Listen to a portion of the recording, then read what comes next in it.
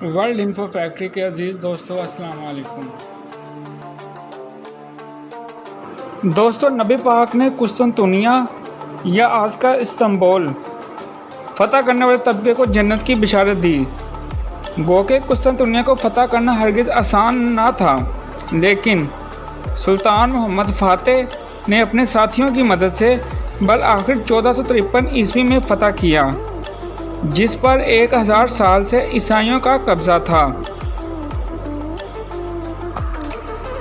دوستو، آج کی اس ویڈیو میں ہم سلطان محمد فاتح کے بارے میں بات کریں گے۔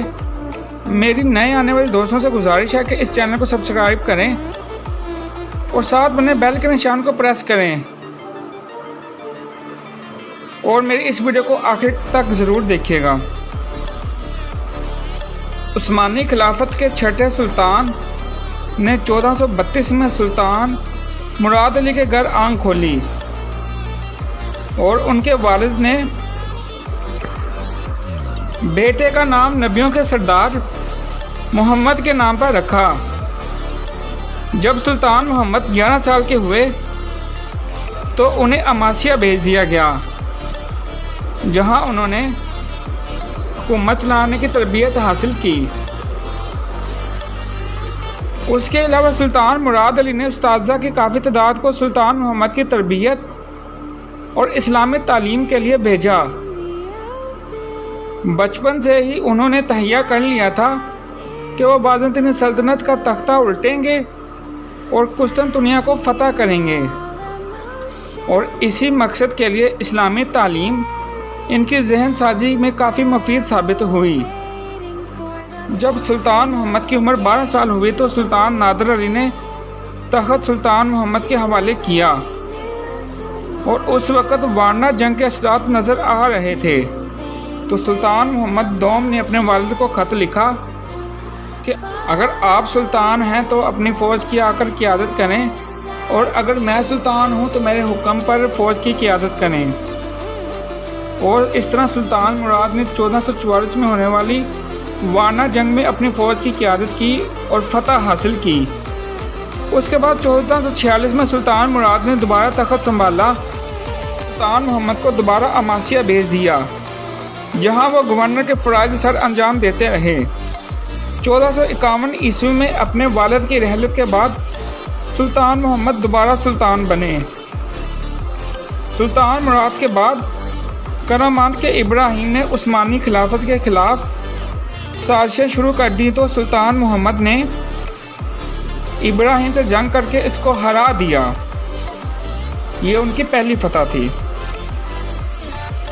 سلطان محمد نے اس کے بعد بحرین کو مضبوط بنانے کے لیے اقدامات اٹھائے اور قسطنطنیہ کو فتح کرنے کی تیاری شروع کر دی۔ سلطان نے یورپ کی طرف ایک مضبوط قلعہ تعمیر کیا۔ دوستو، یہاں پر بتاتا چلوں کہ قسطنطنیہ کے 3 اطراف سمندر اور ایک طرف خشکی تھی، یعنی کہ زمینی فوج صرف ایک طرف سے ہی حملہ کر سکتی تھی، جبکہ خشکی کی طرف 3 مضبوط دیواریں تھیں جو قلعہ کی حفاظت کر رہی تھی، اور ہر دیوار کا درمیانی فاصلہ تقریباً 60 فٹ تھا۔ گو کہ متعدد بار حملہ ہونے کے باوجود بھی کوئی قسطنطنیہ کو فتح نہیں کر سکا، لیکن حدیث نبوی کے مطابق قسطنطنیہ کو فتح تو ہونا ہی تھا۔ چنانچہ نبی پاک کا ارشاد ہے، یقیناً تم قسطنطنیہ کو فتح کر لو گے، وہ امیر بھی با کمال ہوگا اور وہ لشکر بھی با کمال ہوگا۔ دوستو، نبی پاک کے ارشاد فرمانے کے بعد صحابہ کرام کے دور سے ہی اس کو فتح کرنے کی کوششیں جاری رہیں، اور حضرت ایوب انصاری کی قبر مبارک بھی قسطنطنیہ میں ہی ہے۔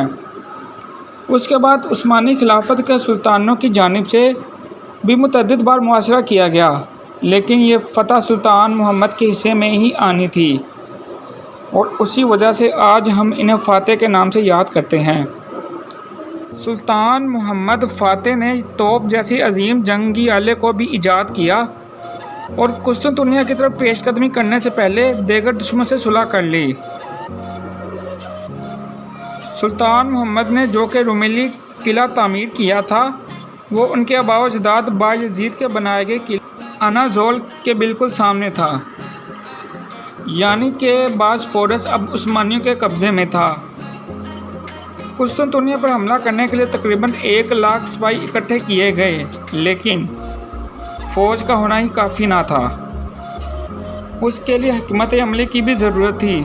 چنانچہ سلطان محمد فاتح نے خشکی کی طرف سے مسلسل توپ سے گولہ باری کرنے کا فیصلہ کیا اور دوسری طرف سمندر کے راستے سے شہر کا حملہ کرنے کے لیے 180 جہازوں کا بیڑا تیار کیا۔ اور جب قسطنطنیہ کے گورنر قسطنطین کو خبر ملی تو اس نے مدد کے لیے خطوط لکھے، لیکن یونانی پادریوں کی مداخلت کی وجہ سے صرف 3,000 سپاہیوں کی مدد ہی حاصل کر سکا۔ چنانچہ 1453 میں سلطان فاتح نے شہر کا محاصرہ کیا۔ شروع میں تو کافی نقصان اٹھانا پڑا اور ہر طرح کی حکمت عملی ناکام ہوتی رہی۔ دوستو، سمندر کی طرف باسفورس سمندر میں ایک جگہ گولڈن ہارن کے نام سے مشہور ہے، جو کہ قسطنطنیہ کو یورپ کی طرف سے الگ کرتے ہوئے ایک قدرتی بندرگاہ تھی۔ وہاں پر ایک بہت ہی بڑی مضبوط آہنی زنجیر نصب تھی جو کہ ایک گیٹ کا کام کرتی تھی۔ دوستو، شہر کے اندر کی بندرگاہ اور آبنائے باسفورس کے درمیان 3 کلومیٹر کا زمینی راستہ تھا۔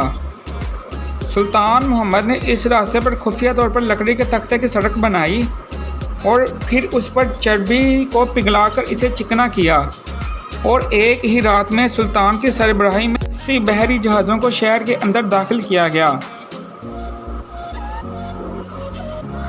جو کہ ناممکنات میں سے ایک تھا، اور ایسے کام کی تاریخ نہیں ملتی، لیکن سلطان محمد نے سر انجام دیا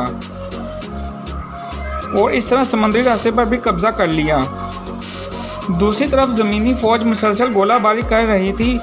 7 ہفتوں کی انتھک محنت اور گولہ باری سے دیواروں میں شگاف پڑ گئے تو عثمانی فوج شہر کے اندر داخل ہوئی اور بالآخر 29 مئی 1453 عیسوی کو یہ شہر کو فتح کر لیا گیا۔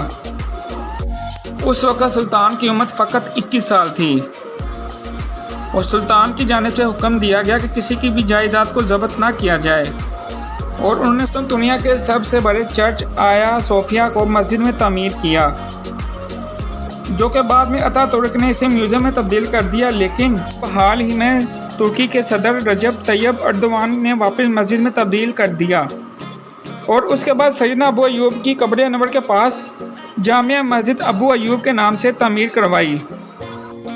فتح کے بعد قسطنطنیہ کو اسلامبول کے نام میں تبدیل کر دیا گیا، جو کہ بعد میں استنبول کے نام میں تبدیل ہو گیا۔ سلطان نے استنبول کو اپنی حکومت کا دارالحکومت بنایا اور اس کی دوبارہ سے تعمیر کی۔ اس کے بعد تقریباً 30 سالہ حکومت میں میدان جنگ میں ہی رہے اور سلطان نے بہت ہی زیادہ فتوحات حاصل کی، جن میں سربیا جیسے بڑے ملک شامل ہیں، اور 3 مئی 1481 میں اپنے خالق سے جا ملے۔ دوستو، ویڈیو پسند آنے کی صورت میں اسے لائک کریں اور کمنٹس باکس میں اپنی رائے کا اظہار کریں تاکہ ہم ویڈیو کو بہتر سے بہتر بنا سکیں۔ تو ملتے ہیں اگلی ویڈیو میں۔ اللہ حافظ۔